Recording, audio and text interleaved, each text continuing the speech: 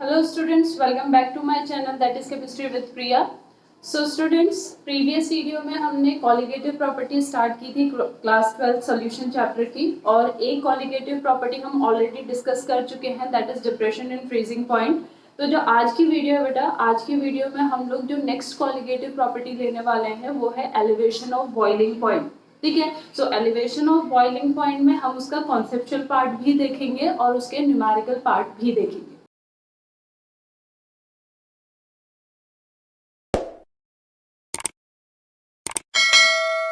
So first of all, what do you mean by a boiling point of any liquid? ठीक है, आपका कोई भी लिक्विड है उसके बॉइलिंग पॉइंट से आपका क्या मतलब होता है. ठीक है, so boiling point of a liquid is a temperature. Actually एक टेम्परेचर है boiling point at which the vapour pressure of the liquid becomes equal to the atmospheric pressure. ठीक है, किसी भी लिक्विड का एक ऐसा टेम्परेचर जिस टेम्परेचर पे उस लिक्विड का जो वेपर प्रेशर है, यानी उस लिक्विड के वेपर से जो बनने वाला प्रेशर है, वो वेपर प्रेशर किसके इक्वल हो जाएगा, एटमॉस्फेरिक प्रेशर के इक्वल हो जाएगा. तो उस टेम्परेचर को उस लिक्विड का क्या कह देंगे, बॉइलिंग पॉइंट. ठीक है, फॉर एग्जाम्पल वाटर है, वाटर का 100 डिग्री सेल्सियस पे जो वेपर प्रेशर होता है वो नियरली 1 atm होता है, which is equal to the atmospheric pressure. That's why the boiling point of water is 100 degree Celsius और 373 केल्विन. ठीक है, so what is boiling point. Boiling point होता क्या है, boiling point of a liquid is a temperature, एक temperature है at which the vapor pressure of the liquid becomes equal to the atmospheric pressure, equal to the atmospheric pressure. ठीक है, और ये हर liquid के लिए क्या होगा, आपका अलग अलग होगा. क्यों, क्योंकि हर लिक्विड के वेपर्स बनाने की टेंडेंसी क्या होती है, अलग अलग होती है. तो उसका जो वेपर प्रेशर होगा वो एटमॉस्फेरिक प्रेशर के इक्वल डिफरेंट डिफरेंट टेम्परेचर पे पहुंचेगा. तो उसका बॉइलिंग पॉइंट भी क्या होगा, आपका अलग अलग होगा. ठीक है, क्लियर, बॉइलिंग पॉइंट की डेफिनेशन क्लियर हुई. अब देखो क्या होता है बेटा, आपका जो सॉल्वेंट होता है, जनरली क्या होता है, जो सॉल्वेंट का बॉइलिंग पॉइंट होता है वो कम होता है किसके कंपैरिजन में, सॉल्यूशन के कंपैरिजन में. जनरली ये चीज होती है कि कोई भी जो आपका सॉल्वेंट है उसका जो बॉइलिंग पॉइंट होगा वो क्या होगा, कम होगा किसके कंपैरिजन में, सॉल्यूशन के कंपैरिजन में. फॉर एग्जांपल अगर मैं क्या लूंगी, वाटर लूंगी और दूसरी साइड शुगर सॉल्यूशन लूंगी, यानी वाटर में मैंने क्या डिसॉल्व किया है, शुगर डिसॉल्व किया है, तो जो वाटर का बॉइलिंग पॉइंट आएगा वो क्या आएगा, कम आएगा किसके कंपैरिजन में, शुगर सॉल्यूशन के कंपैरिजन. ठीक है, तो यहाँ पे क्या होता है, जैसे ही मैं सॉल्यूट ऐड करती हूँ किसी प्योर सॉल्वेंट में सॉल्यूशन बनाने के लिए, तो एक जो चेंज आता है, एक जो उसके बॉइलिंग पॉइंट में इंक्रीमेंट आता है, that is known as elevation of boiling point.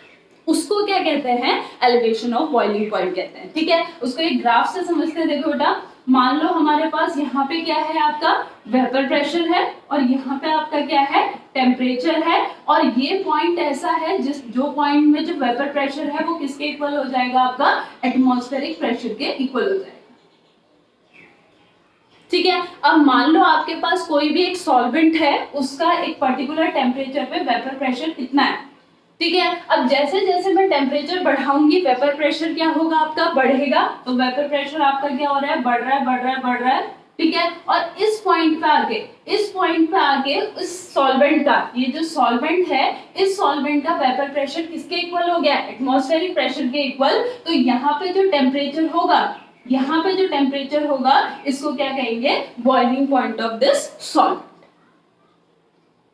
ठीक है, अब इस सॉल्वेंट में मैं क्या ऐड करूंगी, सॉल्यूट ऐड करूंगी, तो इसका वेपर प्रेशर क्या हो जाएगा, उस पर्टिकुलर टेम्परेचर पे डिक्रीज हो जाएगा. तो इस टेम्परेचर पे बॉइलिंग को आपका वेपर प्रेशर इतना था, तो सॉल्यूशन का वेपर प्रेशर क्या हो जाएगा, कम हो जाएगा, लाइक दिस.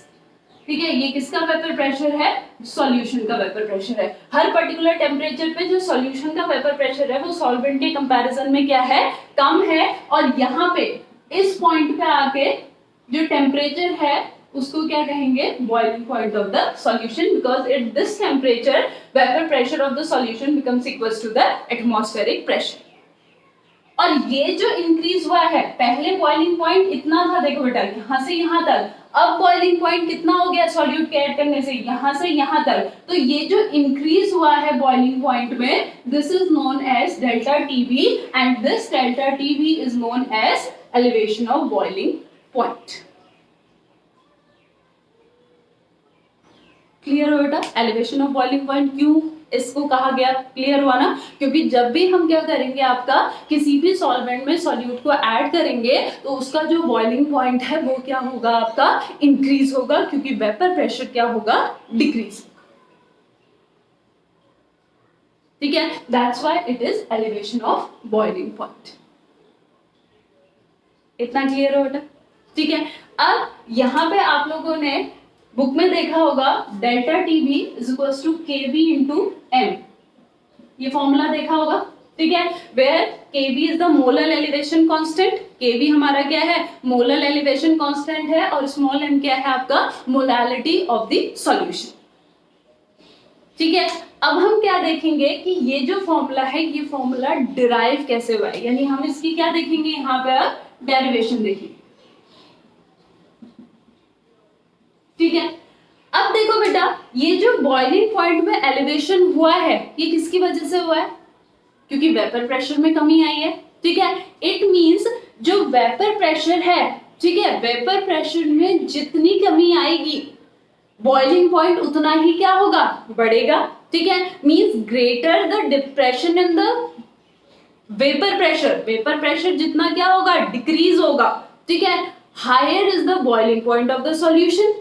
ठीक है, it means delta TB is directly proportional to delta P. Delta P यहाँ पे क्या है कि कितना डिक्रीज हो रहा है किसमें, वेपर प्रेशर में। तो जितना ज्यादा डिक्रीज होगा वेपर प्रेशर में किसी भी सॉल्यूट के ऐड करने से, उतना ही ज्यादा इंक्रीज होगा किसमें, बॉइलिंग पॉइंट में।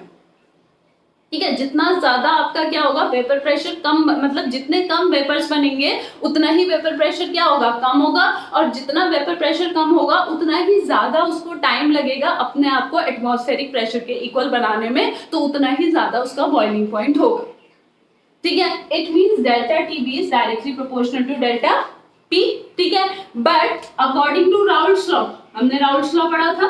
ठीक है, राउल्ट्स लॉ के अकॉर्डिंग क्या था, जो डेल्टा पी है, ठीक है, is directly proportional to the mole fraction of the solute. ठीक है, वो किसके डायरेक्टली प्रोपोर्शनल है, mole fraction of the solute के प्रोपोर्शनल है। ये हम लोग राउल्ट्स लॉ में पढ़ चुके थे। इसका मतलब जो डेल्टा टीबी है, delta TB is directly proportional to mole fraction of the solute. ठीक है, and delta TB is equal to K into mole fraction of the solute, where K is the proportionality constant. K एक proportionality constant है। इतना clear हुआ? ठीक है, अब यहाँ पे आपका जो Xy1 है, यानी mole fraction of the solute है। ठीक है, mole fraction of the solute is equal to क्या आ जाएगा आपका, N1 upon N1 plus N2। ठीक है, and for very dilute solution के लिए Xy1 क्या आ जाएगा आपका, N1 upon N2, because N1 is very very less than as compare to N2। This is for very dilute solution. ठीक है, ये वेरी डाइल्यूट सॉल्यूशन के लिए हुआ। अब यहाँ पे हम इस N2 को क्या लिख सकते हैं बेटा, इस N2 को हम क्या लिख सकते हैं, Xy1 is equal to N1 upon W2 M2, ये लिख सकते हैं। ठीक है, is equal to N1 into M2 upon W2। ठीक है, अब देखो N1 अपॉन W2 क्या है, number of moles of the solute present पर केजी ऑफ द सॉल्वेंट, या present in mass of the solvent, and this is molality. ठीक है, तो ये क्या आ जाएगा, small m into molar mass of the solvent. ठीक है, अब ये चीज अगर हम यहाँ पे पुट करते हैं तो क्या आ जाएगा बेटा, देखो delta TB is equal to K into Xy1 की जगह क्या लिख सकते हैं, m इंटू M2। ठीक है, अब ये k क्या है, प्रोपोर्शनैलिटी कांस्टेंट। ठीक है, प्रोपोर्शनैलिटी कांस्टेंट है तो ये तो कांस्टेंट है ही है, और M2 क्या है, molecular mass of the solvent which is also a constant. Solvent का मॉलिक्यूलर मास तो कांस्टेंट होगा ना बेटा, जैसे वाटर है, वाटर का जो मॉलिक्यूलर मास रहेगा वो हमेशा 18 ग्राम रहेगा, चाहे आप वाटर 1 लीटर लो, चाहे 1000 लीटर लो, चाहे लाख लीटर लो, उसका जो मॉलिक्यूलर मास होगा दैट रिमेन्स ऑलवेज 18 ग्राम। ठीक है, मींस ये भी कांस्टेंट है, ये भी कांस्टेंट है, तो इस दोनों को मिला के हम एक कांस्टेंट यहाँ पे वैल्यू ले लेंगे and that is delta Tb is equals to Kb into m. Here is the formula where kb, अब यहाँ पे जो kb है, this kb is molar elevation constant। ये जो हमारा kb है, kb क्या है हमारा molar elevation constant। ठीक है, this kb is molar elevation constant, तो ये हमारी डेरिवेशन। क्लियर? ठीक है, तो यहाँ पे हमने फर्स्ट में क्या देखा, हमने ये कहा कि जितनी कमी होगी वेपर प्रेशर बढ़ने में, ठीक है, उतना ही ज्यादा क्या होगा उस सॉल्यूशन का बॉइलिंग पॉइंट होगा। That's why delta TB is directly proportional to delta P. Delta P is the decrease in the vapour pressure and delta TB is the elevation in the boiling point.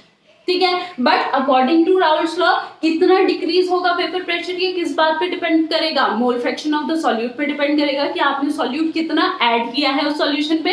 It means delta P is directly proportional to mole fraction of the solute. ठीक है, and delta TB is equals to K into mole fraction of the solute. ठीक है, यहाँ पे K जो है वो simply proportionality constant है, प्रोपोर्शनैलिटी को हटा के हमने के लिख दिया। ठीक है, अब mole fraction of the solute किसके इक्वल है, number of moles of the solute divided by number of moles of the solution. But for very dilute solution ये इक्वेशन ये हो जाएगी। ठीक है, नाउ जो number of moles of the solvent है वो क्या हो जाएगा, mass of the solvent divided by molar mass of the solvent and this becomes molality. So molality to molecular mass of the solvent. तो यहाँ पे K और M2 को मिला के हमने क्या लिख दिया, Kb which is a molar elevation constant, जो हमारा क्या है मोलर एलिवेशन कांस्टेंट है। ठीक है, तो ये जो Kb है, ये Kb की वैल्यू क्या होती है, आपका जो सॉल्वेंट है उस पर डिपेंड करती है। ठीक है, हर सॉल्वेंट के लिए जो Kb की वैल्यू होगी वो क्या होगी हमारी बेटा अलग अलग होगी, और उसको कुछ क्वेश्चंस में तो Kb की वैल्यू हमें क्या होगी गिवन होगी, लेकिन कुछ क्वेश्चंस ऐसे होते हैं जिनमें Kb की वैल्यू हमने क्या करनी होती है, फाइंड आउट करनी होती है। तो वहां पे जो फॉर्मूला हमारा यूज होता है बेटा, वो फॉर्मूला देखिए क्या है, Kb is equals to R T naught का स्क्वायर अपॉन 1000 LV और R T नॉट का square M1 upon 1000 delta vaporisation H।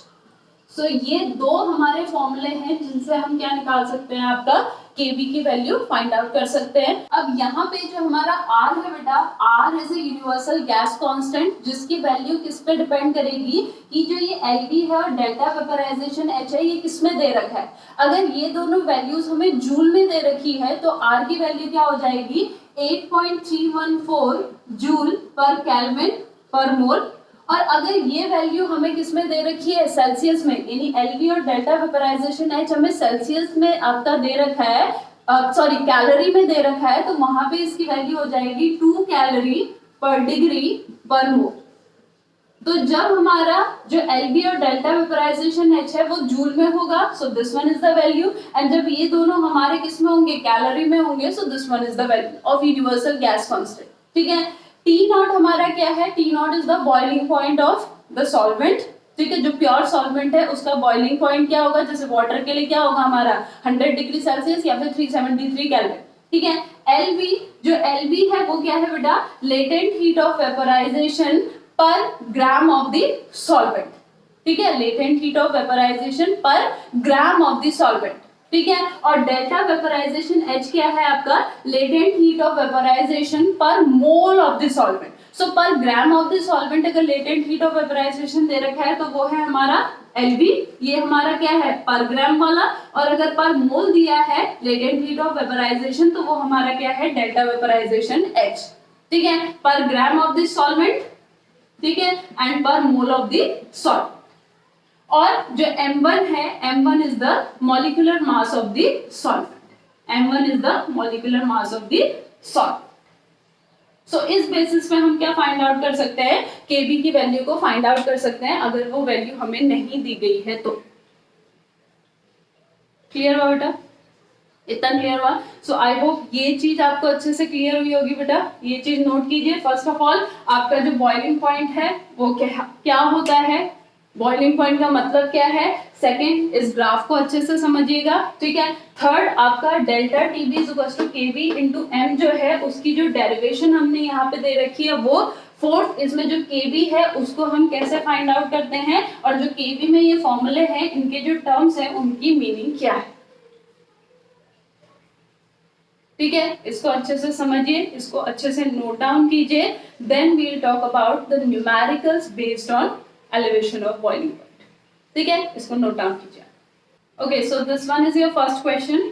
The boiling point of benzene is 353.23 kelvin, ठीक है। जो बेंजीन है उसका जो बॉइलिंग पॉइंट है वो दे रखा है, यानी कि प्योर बेंजीन का बॉइलिंग पॉइंट हमें दे रखा है। When 1.80 gram of a non volatile solute, एक नॉन वोलेटाइल सोल्यूट है, अगर हम उसका 1.80 ग्राम लेते हैं was dissolved in 90 gram of benzene, और उसको हम किस में डिसॉल्व करते हैं, 90 ग्राम ऑफ बेंजीन में, तो जो बॉइलिंग पॉइंट होगा सॉल्यूशन का वो कितना हो जाएगा, 354.11 केल्विन, यानी बढ़ गया, ठीक है। Calculate the molar mass of the solute, और केबी की वैल्यू हमें यहाँ पे दे रखी है, दैट इज 2.53 केल्विन केजी पर मोल, ठीक है। अब यहाँ पे दिया क्या क्या है बेटा, देखो एक तो हमें दे रखा है आपका टीबी नॉट, ठीक है। टीबी नॉट कितना दे रखा है, 353.23 केल्विन, ठीक है। दूसरा हमें क्या दे रखा है यहाँ पे, टीबी, टीबी कितना दे रखा है हमें, 354.11 केल्विन। तो यहाँ से हम क्या फाइंड आउट कर लेंगे, डेल्टा टीबी। डेल्टा टीबी हमारा क्या होगा, टीबी माइनस टीबी नॉट, यानी कि 354.11 माइनस 353.23, ठीक है। और इसको आप सॉल्व करेंगे तो ये कितना आएगा हमारा, 0.88 केल्विन। तो डेल्टा टीबी हमारा क्या आ गया, 0.88 केल्विन। नेक्स्ट क्या गिवन है क्वेश्चन में, मास ऑफ द सॉल्यूट, ठीक है। मास ऑफ द सॉल्यूट गिवन है, ठीक है, यानी कि मास ऑफ द सॉल्यूट W1 अगर हम मान लेते हैं तो मास ऑफ द सॉल्यूट हमारा गिवन है, वो कितना गिवन है हमारा, 1.80 ग्राम, ठीक है। Dissolve in 90 gram of benzene, यानी मास ऑफ सॉल्वेंट भी हमें गिवन है, तो W2 भी हमें गिवन है, दैट इज ऑल्सो 90 ग्राम, ठीक है। बॉइलिंग पॉइंट, ठीक है, और उसके बाद हमें क्या गिवन है आपका, KB गिवन है, दैट इज 2.53 केल्विन केजी पर मोल। तो ये चीज हमें गिवन है, और हमें क्या फाइंड आउट करना है, molar mass of the solute, यानी कि M1 हमने क्या करना है, फाइंड आउट करना है। अब कोई भी ऐसा फॉर्मूला तो आया ही नहीं जहां पे आपका W1 हो, W2 हो, M1 हो, ऐसा तो फॉर्मूला आया नहीं, ठीक है। लेकिन अब हम इस फॉर्मूले को क्या करेंगे बेटा, डिराइव करेंगे। किससे डिराइव करेंगे, जो फॉर्मूला क्या था, delta TB is equal to KB into m, हम इससे डिराइव करेंगे, ठीक है। M is the molality of the solution ना, ठीक है। तो delta TB is equal to क्या हो जाएगा, केबी इंटू मोलैलिटी। अब मान लो आपका क्या है, W1 ग्राम ऑफ आपका सॉल्यूट है, that is dissolve in W2 gram of the solvent, ठीक है। आपके पास क्या है, W1 ग्राम का क्या है आपका सॉल्यूट है, ठीक है, जिसका मॉलिक्यूलर मास क्या है, M1 ग्राम है, ठीक है, जिसका मॉलिक्यूलर मास क्या है, M1 ग्राम है, और इसको हमने किस में डिसॉल्व किया है, W2 ग्राम ऑफ सॉल्वेंट में क्या किया है, डिसॉल्व किया, ठीक है। तो अब देखो आपका जो ये मोलैलिटी है, मोलैलिटी क्या होता है, molality is the number of moles of the solute present पर 1000 ग्राम ऑफ द सॉल्वेंट, या फिर प्रेजेंट पर केजी ऑफ द सॉल्वेंट, ठीक है। अब यहाँ पे हमारा क्या आएगा, N1 अपॉन W2, ठीक है। अब ये W2 अगर ग्राम में होगा तो इसको केजी में कन्वर्ट करने के लिए क्या होगा, डिवाइडेड बाय 1000, तो ये 1000 कहाँ चले जाएगा, यहां चले जाएगा, ठीक है। और N1 की जगह क्या लिखेंगे, W1 अपॉन M1, तो ये क्या आ जाएगा, KB into W1 into 1000 upon M1 into W2, where M1 is the molar mass of the solute. तो M1 इज इक्वल टू क्या हो जाएगा, KB into W1 into 1000 upon W2 into delta T तो एक फॉर्मूला हमारा ये, ठीक है, ये फॉर्मूला कब यूज होगा, when we have to calculate the molar mass of the solute, ठीक है। और यहाँ पे ये जो W1 W2 है ये किसमें प्रेजेंट है बेटा, ग्राम में प्रेजेंट है, ये बात ध्यान रखना, ठीक है, क्लियर बात, ठीक है। सो अब वैल्यू रखो, Kb की वैल्यू यहाँ पे क्या कितनी दे रखी है 2.53 इंटू W1 हमें कितना दे रखा है 1.80 इंटू 1000 अपॉन W2 हमें कितना दिया है 90 इंटू डेल्टा Tb हमारा कितना निकला 0.88, ठीक है। और जब आप इसको सॉल्व करोगे it becomes 58 gram per mole. So the molar mass of the solute is 58 gram per mole. Clear बेटा, क्लियर हुआ, ठीक है। सो इस वे में हम इस क्वेश्चन को क्या करेंगे, सॉल्व करेंगे। इसको नोट डाउन कीजिए, अच्छे से समझ के नोट डाउन कीजिएगा बेटा, then we will talk about the next question. So this is your second question, calculate the boiling point of a solution. हमने एक सॉल्यूशन का क्या फाइंड आउट करना है, बॉइलिंग पॉइंट फाइंड आउट करना है, यानी हमने क्या फाइंड आउट करना है, टीबी तो हमने क्या करना है फाइंड आउट करना है। कंटेनिंग 25 ग्राम यूरिया, इसमें क्या प्रेजेंट है 25 ग्राम यूरिया प्रेजेंट है जिसका फॉर्मूला आपको दे रखा है, एंड 25 ग्राम थायोयूरिया, यानी यहाँ पे दो सॉल्यूट हमारे हैं, ठीक है, एक है यूरिया और एक है आपका थायोयूरिया, इन 500 ग्राम क्लोरोफॉर्म, और सॉल्वेंट हमारा क्या है क्लोरोफॉर्म है जिसका वेट कितना दे रखा है 500 gram. The boiling point of pure chloroform, pure chloroform का बॉइलिंग पॉइंट दे रखा है, यानी कि Tb नॉट मुझे गिवन है which is equal to 61.2 degree Celsius, और Kb मुझे गिवन है, Kb मेरा क्या है, Kb है आपका 3.63 केल्विन,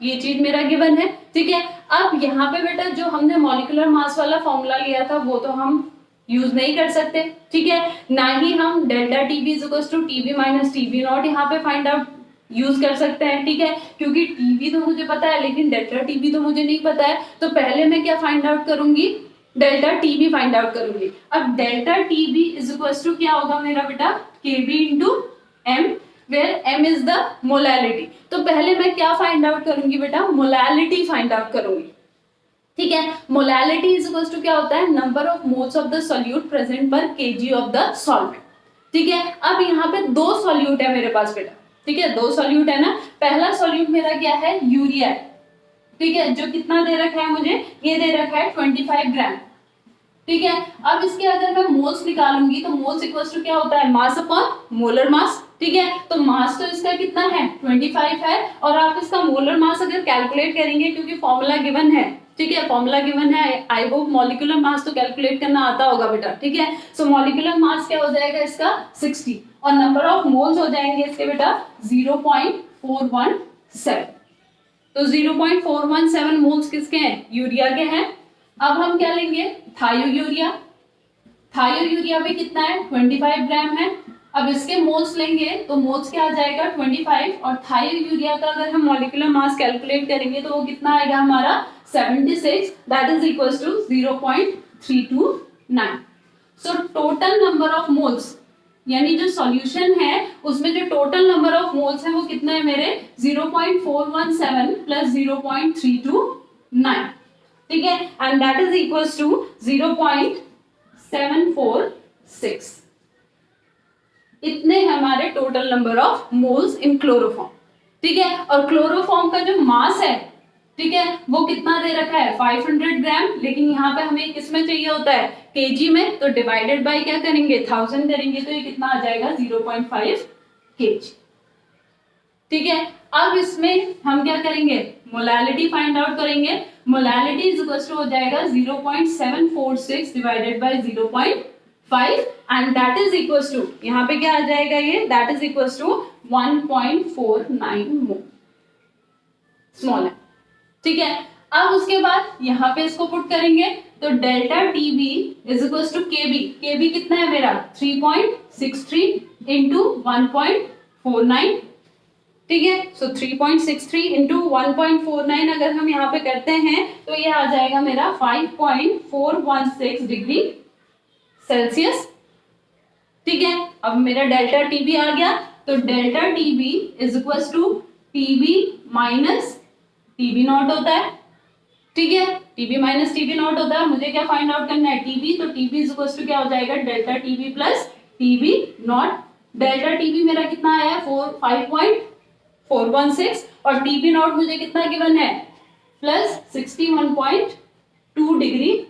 तो यहाँ पे इन दोनों को जब हम ऐड करेंगे तो आंसर कितना आ जाएगा, 66.616 degree Celsius. So this is the boiling point of the solution. Clear, इतना क्लियर हो बेटा? सो आई होप ये क्वेश्चन भी आपको क्लियर हुआ होगा अच्छे से। तो इस टाइप के क्वेश्चंस बनते हैं बेटा हमारे elevation of boiling point. So I hope बेटा आज का टॉपिक आपको समझ में आया होगा। अगर कहीं पे भी कोई डाउट है बेटा देन लेट मी नो, और अगर आपको ये टॉपिक अच्छे से समझ में आया है तो भी मुझे ज़रूर कमेंट कीजिएगा। मुझे आपके कमेंट्स को पढ़ के बहुत ज़्यादा अच्छा लगता है, बहुत खुशी होती है कि बच्चों को मेरा पढ़ाया हुआ टॉपिक अच्छे से समझ में आया। और अगर आप किसी और टॉपिक में चाहते हैं कि मैं वीडियो बनाऊँ तो मुझे ज़रूर बताइएगा।